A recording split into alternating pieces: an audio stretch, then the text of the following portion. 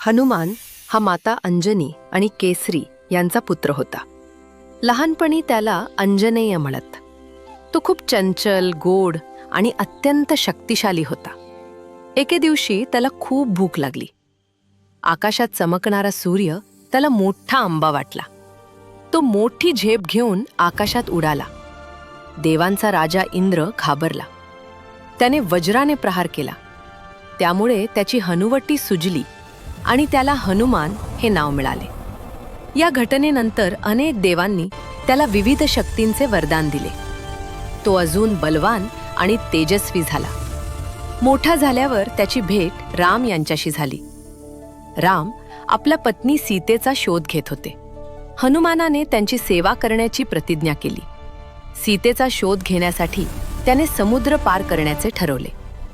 तो पर्वता एवढा मोठा झाला आणि एका उडीत लंकेत पोचला. लंकेत त्याने सीता मातेला रामाची अंगठी दिली आणि त्यांना धीर दिला की राम त्यांना नक्की वाचवतील. राक्षसांनी त्याच्या शेपटीला आग लावली, पण त्याने त्याच पेटत्या शेपटीने संपूर्ण लंकेत उड्या मारून राक्षसांना धडा शिकवला. युद्धात लक्ष्मण बेशुद्ध झाले. हनुमान हिमालयात संजीवनी आणायला गेला, पण ओळख न पटल्याने त्याने पूर्ण डोंगरच उचलून आणला. त्यामुळे लक्ष्मणाचे प्राण वाचले. हनुमान आपल्याला शिकवतो, शक्तीचा उपयोग इतरांच्या मदतीसाठी करावा. मित्र आणि कुटुंबावर प्रेम करावे. संकटात धैर्य आणि बुद्धी वापरावी. म्हणूनच हनुमानाला मारुती आणि बजरंगबली म्हणतात.